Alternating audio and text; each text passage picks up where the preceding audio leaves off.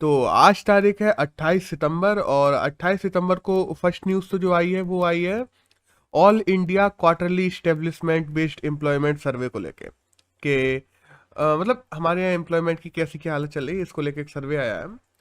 तो यही बताया गया कि पिछले 10 साल में तकरीबन 27% जॉब्स बढ़ी हैं, ये बताया गया। लेकिन अगर पिछले 10 साल की बात करें ना, तो 27% जॉब्स बढ़ना कोई बहुत ज़्यादा बात नहीं है, क्योंकि इतनी तो केवल अकेली प्राइवेट सेक्टर में बढ़ गई होंगी। गवर्नमेंट सेक्टर में तो हम देखते हैं घट और गई हैं जॉब्स लोगों के लिए।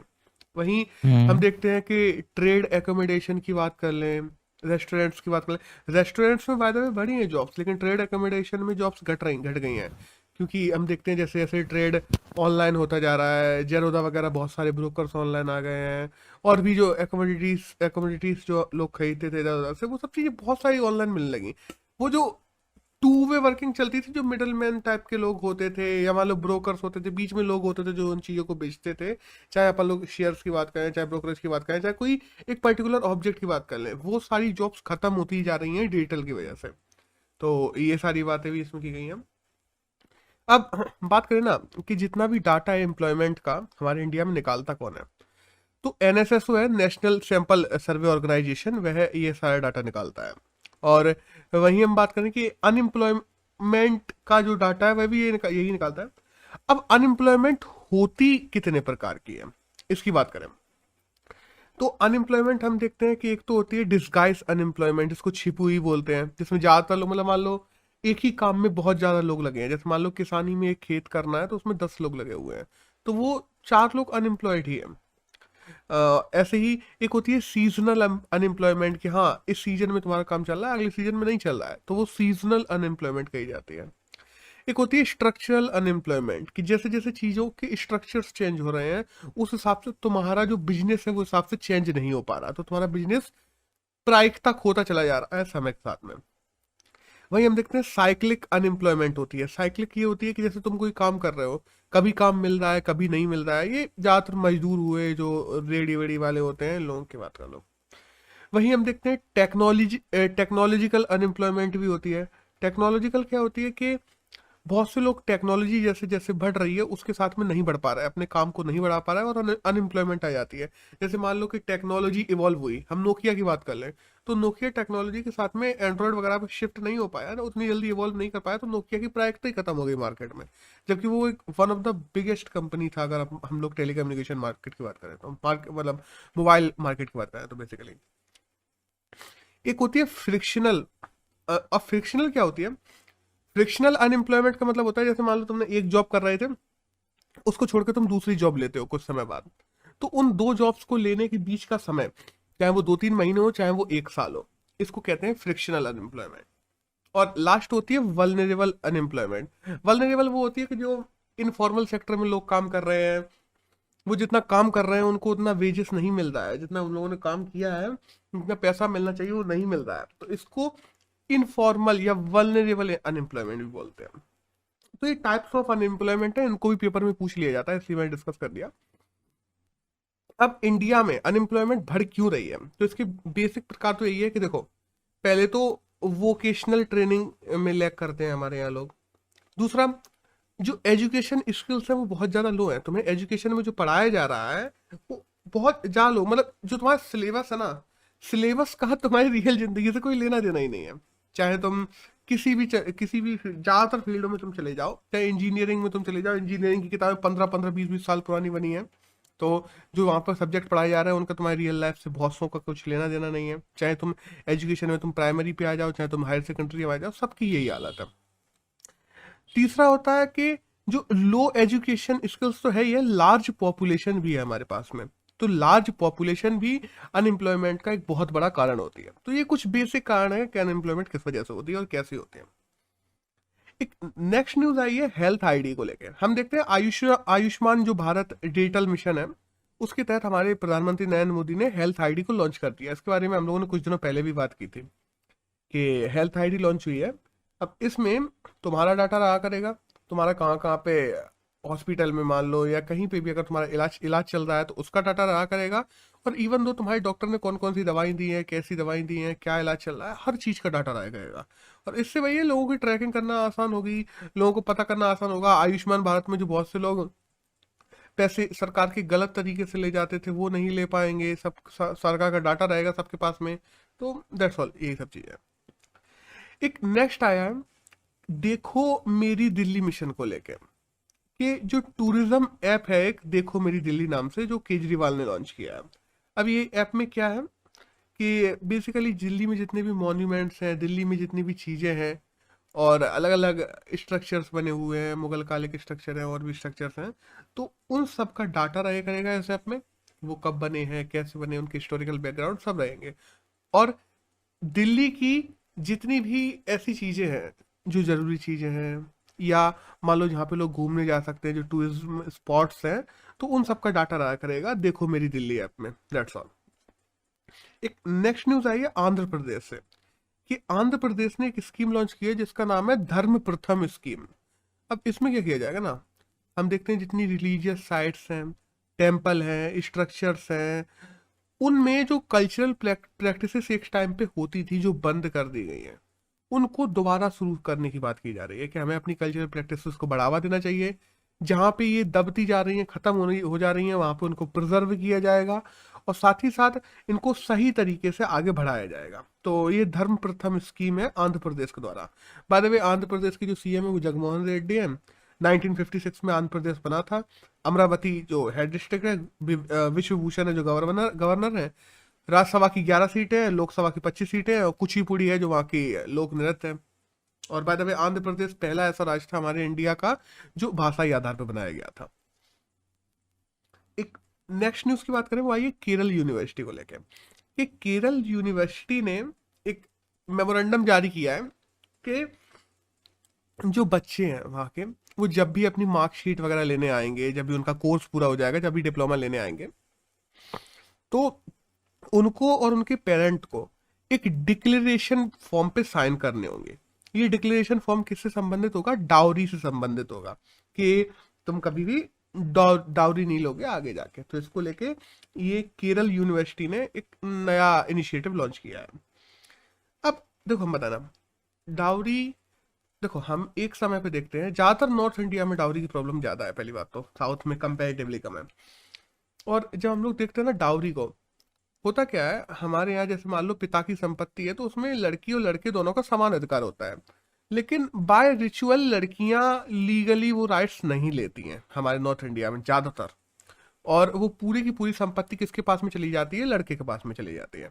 लेकिन बदले में होता यह है कि हाँ लड़की जा रही है तो लड़की को साथ में गिफ्ट दे के बेचते हैं, और लड़की जब भी अपने भाई भाई से मिलने आती है या अपने मायके आती है तो उसको गिफ्ट दिए जाते हैं, वो जब भी मिलने जाती है बेसिकली। ये प्रथा है हमारे यहाँ की जो निभाई जाती है। अब हुआ क्या है ना, लोगों ने ये देखा कि ऐसा होने लगा है, तो लोगों ने वहीं से शुरू की थी डाउरी सिस्टम, कि लड़की आ रही है, इसको बाद में तो ससुरा मतलब मायके से कुछ मिलना नहीं है ज्यादा, तो अभी जितना ले सको उतना ले लो। तो उस चक्कर में डाउरी शुरू हो गई, और डाउरी की वजह से ना बहुत सारी प्रॉब्लम्स हैं जो आ जाती हैं। एग्जाम्पल में मैं बता दूं, जैसे करियर अफेक्ट होना, कि जो बच्ची है उसके करियर पे जो माता पिता वो पैसे लगा सकते थे उनको जोड़ने लगते हैं कि इसकी डाउरी देनी है। Gender equality, gender gender parity आ जाती है, इक्वेलिटी नहीं रहती है। अन अनमेरिड रह जाती हैं बहुत सारी लड़कियां इसी वजह से कि उनके माता पिता डाउरी नहीं दे पाते। और ऑब्जेक्टिफिकेशन होने लगता है लड़कियों का अगर बात की जाए तो। और फिर क्राइम तो हम जानते ही हैं कि डाउरी की वजह से क्राइम भी बढ़ते हैं, क्योंकि जिसने एक बार डाउरी ले ली है, जिसने लड़की को पैसे से ही तौल दिया है, कैसे पता कि वो दोबारा से पैसे नहीं मांगेगा। तो वो भी है कि लोग, हम देखते हैं दहेज उत्पीड़न के केस आते हैं कि शादी होने के बाद भी लोग दहेज मांग रहे हैं, लड़कियों को मार दे रहे हैं, घरेलू उत्पीड़न कर रहे हैं, तो ये केसेस भी आते हैं। तो बहुत सारी चीजें हैं जो डाउरी की वजह से होती हैं। तो इसीलिए केरल यूनिवर्सिटी ने ये नया इनिशिएटिव लॉन्च किया, अच्छी बात है। एक नेक्स्ट न्यूज आई है एक बुक के बारे में, माई लाइफ इन फॉल नाम की एक बुक है जो इंदिरा नूरी के द्वारा लॉन्च की गई है। इंदिरा नूरी हम देख चुके हैं, पेप्सिको की सीईओ रही थी एक टाइम पे। और बस इस बुक का नाम याद रखना जरूरी है हमारे एग्जाम के लिए, दैट्स ऑल। एक नेक्स्ट न्यूज है कि देखो हम लोगों ने कल बात किया था ना कि पार्लियामेंट में इंटरनेशनली औरतों का कितना प्रभुत्व है, कहाँ औरतें ज़्यादा हैं। हम लोगों ने यूरोप की बात की थी, हम लोगों ने अफ्रीका की भी बात की थी, हम लोगों ने यूएई की भी बात की थी।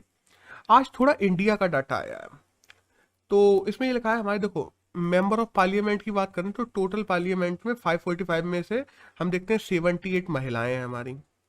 वहीं हम बात करें तो यूटी में, यूनियन टेरिटरीज में तकरीबन 10% महिलाएं हैं जो काम कर रही हैं अलग अलग पदों पे, बाकी पार्लियामेंट्री पदों पे बेसिकली।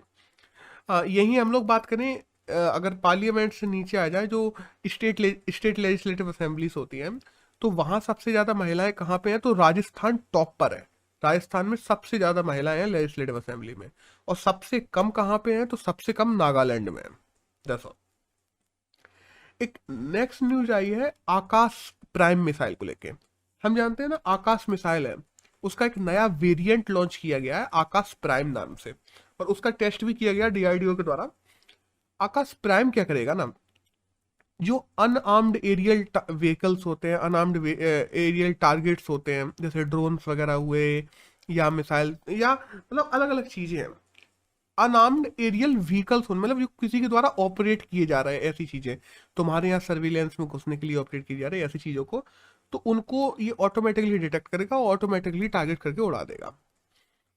अब इस समय हम लोग बात कर लें तो डीआईडीओ के हेड सतीश रेड्डी हैं ही हैं। और by the way Akash missiles जितनी भी होती हैं उनके ट्रांसपोर्टेशन का काम हमारी टाटा कंपनी करती है। और अब हम अगर बात करें ना, तो ये मिसाइल्स कैसे बनाई गई थी, तो इसके बारे में हम लोग पहले भी बात कर चुके हैं कि integrated guided missile development programme IGMDP नाम से एक प्रोग्राम था जो हमारे अटल बिहारी वाजपेयी के द्वारा शुरू किया गया था।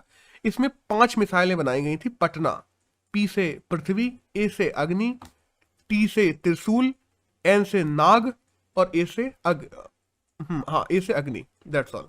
तो ये 5 मिसाइलें थी जो integrated guided missile development programme के तहत अटल बिहारी वाजपेयी के द्वारा जो शुरू किया गया था तब बनाई गई थी, और तभी से इस प्रोग्राम को आगे बढ़ाया जा रहा है। और इसी वजह से, इसी प्रोग्राम को शुरू करने की वजह से अब्दुल कलाम को हम लोग मिसाइल मैन बोलते हैं।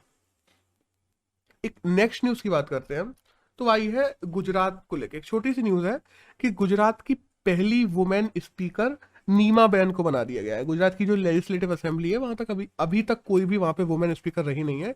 ये पहली महिला है जिनको वहां पे वुमेन स्पीकर बनाया गया। एक नेक्स्ट न्यूज आई है जर्मनी के चुनाव को लेकर। हम लोगों ने देखा है कि जर्मनी में चुनाव हुए हैं, तो जो अपनी एंजेला मार्केल हैं जो अभी तक वहां पे प्रेसिडेंट थी, वो हार गई हैं, उनकी पार्टी हार गई है। बेसिकली देखा जाए तो उनकी पार्टी ने सबसे ज्यादा सीटें जीती हैं, ऐसा नहीं है कि हार गई हैं। लेकिन और जो पार्टी हैं उन लोगों ने गठबंधन बना के और उन लोगों की सीटें ज्यादा आ गई हैं, तो सीधी सी बात है एंजेला मार्केल तो अब नहीं बनने वाली। जो SBP है, बेसिकली SBP के हम देखते हैं ओल्वा, तो ओल्वा जी जो है उनको ही जहां तक है अब नया प्रेसिडेंट बनाया जाएगा जर्मनी का। और जर्मनी की राजधानी बर्लिन तो है ही है। That's all. एक नेक्स्ट न्यूज की बात करें तो आई है राइडर्स कप को लेकर। हम देखते हैं राइडर्स कप जो यूरोप और USA के बीच में होता है, तो उसको लगातार पिछले 2-3 साल से यूरोप जीत रहा था। इस साल USA ने वापस जीत लिया है, तो राइडर्स कप को इस साल USA ने जीता है। That's all. बस एक छोटे न्यूज थी। एक नेक्स्ट न्यूज है इंडियन एक्सप्रेस में आई है, हमारी नई वैरायटी के जो चावल है उनको लॉन्च किया जा रहा है। और बेसिकली हो सकता है शायद आज किया जाए या कल तक लॉन्च कर दिया जाएगा उसको, हमारी ministry of food and farming के द्वारा। अब देखो हुआ क्या ना, हम जानते हैं कि जेनेटिकली मॉडिफाइड चीजें हमारे यहाँ बैन है।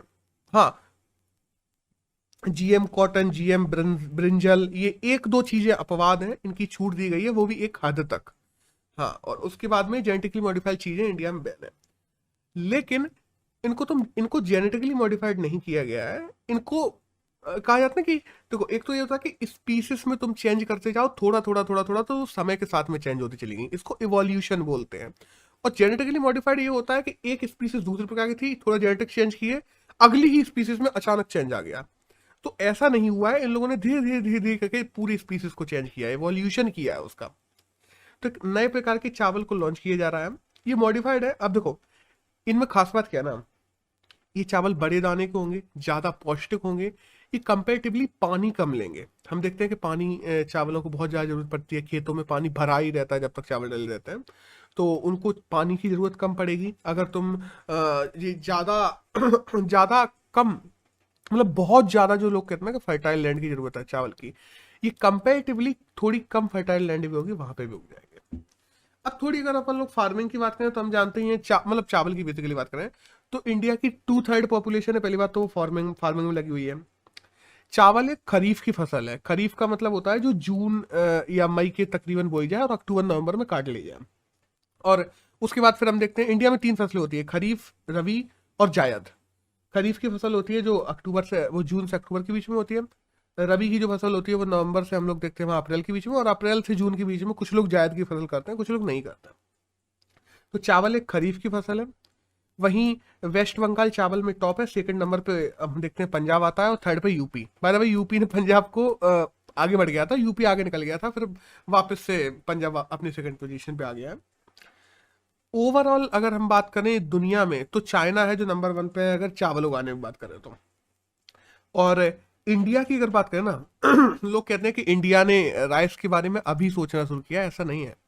इंडिया ने फर्स्ट राइस ब्रीडिंग प्रोग्राम 1911 में शुरू किया गया था, अंग्रेजों के टाइम पे। और तब तब से हम लोग तकरीबन तकरीबन 1200 से अलग अलग वैरायटी के चावल हैं जिनको आइडेंटिफाई कर चुके हैं इंडिया में, और जिनको उगाने का काम इंडिया में चल रहा है, जिन पे शोध का काम चल रहा है, R&D का। तो दैट्स ऑल, ये एक छोटी न्यूज थी। अगली आई है इंस्टाग्राम किड्स को लेके कि फेसबुक ने इंस्टाग्राम किड्स जिसको वो लॉन्च करने वाला था, हम लोग देखते हैं कि मार्च में लॉन्च करने का था, उस पर बेल लगा दिया कि अभी आगे बढ़ा देंगे, उस पर स्टे लगा दिया। अब सोचो ये कितनी अजीब चीज है कि जो इंस्टाग्राम किड्स है वो 13 साल से नीचे के बच्चों के लिए लॉन्च किया जा रहा था। और 13 साल से नीचे के बच्चे हम खुद जानते हैं वो कितने ही दिमागदार होते हैं। तो देखो बेसिकली अनएथिकल तो है ही है। और वहाँ की काफ़ी कंपनी के जो ऑनर्स वगैरह हैं उन लोगों ने भी इस पे एक्यूजेशन बताई, और वहाँ पे PILs वगैरह दायर कर दी गई थी वहाँ की सुप्रीम कोर्ट में। तो हाल फिलहाल के लिए फेसबुक ने इंस्टाग्राम किड्स पे स्टे लगा दिया। That's all. सॉरी। एक नेक्स्ट न्यूज आई है RBI को लेके, कि हम देखते हैं RBL जो बैंक है, RBL बैंक पे देखो, जब भी तुम काम करते हो ना कि हाँ लोगों से ले रहे हो पैसे, तो बैंकें क्या करती हैं, जब लोगों से पैसे लेती हैं तो उनका साख निर्माण करती हैं। किसी से 10,000 रुपए लेती हैं तो आगे उस रुपए पे, अगर वो परमानेंट लॉन्ग टर्म का रुपए है तो उस पे तकरीबन तकरीबन 20-25 हजार रुपए का लोन बांट देती हैं बैंकें। तो ये जो लोन होता है ये बांटने की भी एक सीमा होती है, क्योंकि तुम्हें एक रिजर्व रेशियो RBI को भी देना पड़ता है, कि RBI भी मांगती है कि हाँ इतना रुपए हमें दो, तो वो रुपए तुम्हें RBI को भी देना पड़ता है। लेकिन RBL ने वो रिजर्व रेशियो जो RBI ने तय किया है वो RBI को देके नहीं रखा था। इसी वजह से RBI ने RBL बैंक पे 2 करोड़ रुपए का फाइन लगा दिया है। तो दैट्स ऑल, बस एक छोटी न्यूज थी। और RBL की बात करें तो 1943 में RBL बैंक बनी थी, और जो विश्वनाथ आहूजा हैं जो इस समय CEO हैं RBL के। That's all. एक नेक्स्ट न्यूज आई है दुबई से, कि इंडिया दुबई का सेकंड सबसे बड़ा ट्रेड पार्टनर बन गया है। कि मतलब चाइना सबसे बड़ा है, नंबर 1 पे दुबई दुबई के साथ में जो पार्टनर करता है, $86 बिलियन तकरीबन का चाइना का पार्टनरशिप है और हर साल की। और इंडिया सेकंड नंबर पे आ गया है $38 बिलियन के साथ में। 38 बिलियन दिरहम, मतलब बेसिकली कहा जाए तो डॉलर भी नहीं है, ये दिरहम है। और इतना तो हम जानते ही हैं कि दुबई की तकरीबन 20% पॉपुलेशन जो है वो इंडियन ही है। और सबसे बड़ी बात यह है कि जितना भी हम लोग आपस में ट्रेड कर रहे हैं, इसमें 13% ट्रेड केवल और केवल गोल्ड का है, जो गोल्ड आता जाता है। क्योंकि हम ये जानते हैं ना कि दुबई में गोल्ड कंपेरेटिवली ज़्यादा सस्ता है, तो काफ़ी लोग वहाँ से ले आते हैं। दुबई में तो एक मार्केट है, मैंने एक वीडियो देखा था, एक मार्केट है जहाँ पे तुम ऐसे खड़े हो जाओ तो जहाँ तक तुम्हारी नजरें जा रही हैं केवल गोल्ड ही गोल्ड है लाइन से। तो वहाँ से भी बहुत, उस मार्केट से इंडिया का बहुत ज़्यादा, जितना भी गोल्ड जाता है 60% इंडिया का गोल्ड उसी मार्केट से आता है।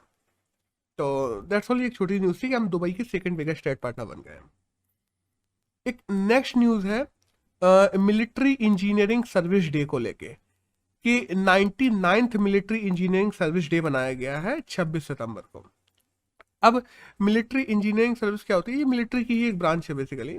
तो इसमें क्या है, जैसे मिलिट्री कंस्ट्रक्शंस हो गए, मिलिट्री के लिए नई कोई चीज़ें लाने की बात हो गई, तो उन सब चीज़ों में इंजीनियरिंग में कि मिलिट्री, और इसके लिए हर साल तकरीबन तकरीबन 3,000 करोड़ से ज़्यादा का जो बजट है वो यूज किया जाता है, ऐसी बात नहीं है। तो मिलिट्री इंजीनियरिंग में बढ़ाने के लिए, मतलब इंजीनियरिंग को मिलिट्री मिलाने के लिए, मिलिट्री को ज़्यादा टेक्नोलॉजिकल प्रो बनाने के लिए ये सारे काम किए जाते हैं। और मिलिट्री जो इंजीनियरिंग ब्रांच है वो बनाई ही इसी के लिए गई थी। तो दैट्स ऑल, एक छोटी न्यूज़ थी। अगली एक एडिटोरियल आया है, यहाँ से न्यूज़ खत्म हो जाती है, एडिटोरियल शुरू होता है। एक एडिटोरियल आया है अगला, जो साइक्लोन गुलाब को लेके आया है। बेसिकली साइक्लोन को ही लेके आया है कि देखो, हम जानते हैं अभी बे ऑफ बंगाल में साइक्लोन गुलाब आया है, उसके चलते हम लोगों ने देखा है कि बहुत ज़्यादा वहाँ प्रॉब्लम्स भी चल रही हैं हाल फिलहाल में। लेकिन हमारा आईएमडी ने अच्छा काम किया, पहले से बता दिया, और वहाँ पे पहले से रेस्क्यू सिस्टम, रेस्क्यू जो उपकरण है वो पहुंचा दिए गए, लोगों को निकाल लिया गया। तो जान माल की हानि बहुत कंपैरेटिवली कम है, लेकिन माल की हानि तो हो ही रही है। और पहले एक समय था जब केवल बे ऑफ बंगाल में आते थे साइक्लोन्स, अब हम लोग देख रहे हैं कि अरेबियन सी में भी साइक्लोन्स आना शुरू हो गए हैं। तो इन सब के चलते, और उधर आईपीसीसी ने भी कहा था, अभी याद हो कुछ दिनों पहले, कि अगर 2050 तक हम लोगों ने नेट जीरो भी कर लिया, फिर भी हम 1.5 डिग्री तापमान तो बढ़ेगा ही बढ़ेगा। अब सोचो, ग्लोबल टेम्परेचर अगर 1.5 डिग्री राइज होता है और साइक्लोन्स और ज़्यादा सीवियर हो जाते हैं, तो हमारे कोस्टल एरिया को वो और ज़्यादा इफेक्ट करेंगे। और इस पूरे आर्टिकल में यही लिखा गया है कि जो कलेक्टिव एफर्ट्स हैं, अब यहाँ पे कलेक्टिव एफर्ट से मतलब केवल ये नहीं है कि केंद्र सरकार करे या राज्य सरकार करे, मतलब दोनों मिलके करें, और साथ साथ के जो एनजीओस हैं, साथ साथ में जो छोटी छोटी फर्म्स हैं, वो सब मिलके काम करें। कलेक्टिव एफर्ट्स को शुरू करना आज से जरूरी है, अगर हमें ऐसे ट्रॉपिकल जो साइक्लोन्स हैं उनसे होने वाले जीवन और संपत्ति के भारी नुकसान से फ्यूचर में बचना है। तो प्रिवेंटिव सेफ्टी मेजर्स अभी से लेना जरूरी है, राज्यों को केंद्र के साथ मिलकर चलना जरूरी है। जो ट्रॉपिकल जगह पर रह रहे हैं, जो कोस्टल एरियाज में लोग रह रहे हैं, उनको फाइनेंशियल सिक्योरिटी देना जरूरी है ऐसे साइक्लोन्स के प्रति। उन लोगों के बीमा वगैरह करना कि हाँ साइक्लोन आ गया, उनसे कोई नुकसान होता है तुम्हारी जान माल का, तो सरकार हर जाना भरेगी, उसका थोड़ा बहुत मदद तो करेगी। उनको सोशल सिक्योरिटीज देना जरूरी है, उनको वार्निंग्स देना जरूरी है सही टाइम पे कि कैसे चीज़ें करनी है, मतलब अगर साइक्लोन्स आते हैं तो तुम्हें कैसे चीज़ें, लोगों में बिहेवियरल चेंजेस लाने की ज़रूरत है, लोगों को सिखाने की ज़रूरत है कि साइक्लोन्स वगैरह आए तो तुम्हें कैसे काम करना है, कैसे उस समय परेशान नहीं होना है, कैसे आगे बढ़ना है, ये सब चीज़ें। अब देखो, ये तो सिंपल सी बात है कि साइक्लोन्स एक फ्रिक्वेंट फिनोमेना होता जा रहा है, साइक्लोन्स कंपैरेटिवली बढ़ते जा रहे हैं, और साइक्लोन्स धीरे धीरे धीरे धीरे करके और ज़्यादा बढ़ने ही वाले हैं। अगर इसी हिसाब से अगर इंटरनेशनली जो ग्लोबल टेम्परेचर है वो राइज होता रहा तो साइक्लोन्स और बढ़ जाएंगे। बट इस फ्रिक्वेंट फिनोमेना से बचने के लिए हमें अभी से इसके ऊपर काम करने की ज़रूरत है। तो दैट्स ऑल, बस यही सब चीज़ें लिखी थी इस आर्टिकल में। एक नेक्स्ट आर्टिकल आया है पीएम कुसुम योजना को लेकर। देखो, पीएम कुसुम योजना क्या है, हम देखते हैं 2019 में एक योजना शुरू की गई थी जिसका नाम था प्रधानमंत्री किसान ऊर्जा सुरक्षा एवं उत्थान महाअभियान। तो इसको शॉर्ट फॉर्म में पीएम कुसुम बोला जाता है।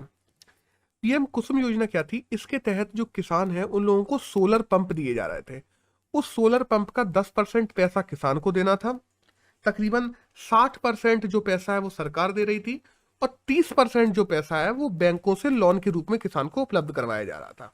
तो मतलब बेसिकली कहा जाए तो किसानों को 10% अभी देना था, 30% बाद में देना था, और 60% सरकार दे रही है। ये पंप क्या करते हैं, एक तो वो सोलर पावर से चलते हैं, इरिगेशन वगैरह की प्रॉब्लम नहीं आती किसानों को। जो लाइट बिजली की प्रॉब्लम है कि बिजली नहीं आ रही है, इरिगेशन नहीं हो पा रहा, वहाँ पे फसल में पानी नहीं दे पा रहा, इन सब की प्रॉब्लम खत्म हो जाती है। साथ ही साथ एक सोलर पंप साल में इतनी बिजली निकालता है कि तकरीबन तकरीबन एक किसान 50 से 60 हजार रुपए कमा सकता है उस बिजली को बेच के। ये हमारी सरकार के द्वारा कहा गया था, दावा किया गया था। अब इसमें प्रॉब्लम क्या है ना, इसमें बहुत सारी प्रॉब्लम आ रही है जिस वजह से ये स्कीम उतनी ज्यादा सफल नहीं हो पा रही जितनी इसको होनी चाहिए। क्योंकि 80 से 85% हम लोग किसान देखते हैं जो मार्जिनल किसान है इंडिया में, सीमांत किसान जिनको बोलते हैं। और जब भी हम देखते हैं ना कि उनके लिए ये 10% का इंस्टॉलमेंट भी देना बहुत मुश्किल है, उनके पास में यह 10% रुपए भी नहीं है कि वह उसका भी इंस्टॉलमेंट दे पाए। और वहीं एक चीज और है कि डीजल पेट्रोल के जो पंप्स हैं, बहुत से लोग वो लगा लेते हैं। तो वो कंपेरेटिवली जब एक लॉन्ग टर्म की बात करें, आज से 1 साल में लग गया, जब इसमें ऐसे मतलब पंप्स में ये देखा गया कि एक बार तुमने सोलर पावर पंप लगवा लिया, 1 साल हो गए, 2 साल हो गए, 2-2.5 साल बाद कंपेरेटिवली उनकी शक्ति, उनकी जो एनर्जी है, वो 1 घंटे में जितना पानी निकाल रहे थे या इरिगेशन के लिए जितना पानी यूज करना है, उतना ग्राउंड वाटर को जितना बाहर फेंक रहे थे, वो कंपेरेटिवली कम हो जाता है 20%। हर साल वो तकरीबन 20% पानी कम होने लगता है, और तुम्हें हर साल उसके लिए फिर चेंज करना है, मतलब पंप्स को चेंज करने पड़ते थे हर 4-4 साल में। तो किसानों को 4 साल में, 5 साल में अगर पंप चेंज करना है तो किसानों के पास में इतना रुपए नहीं होता था।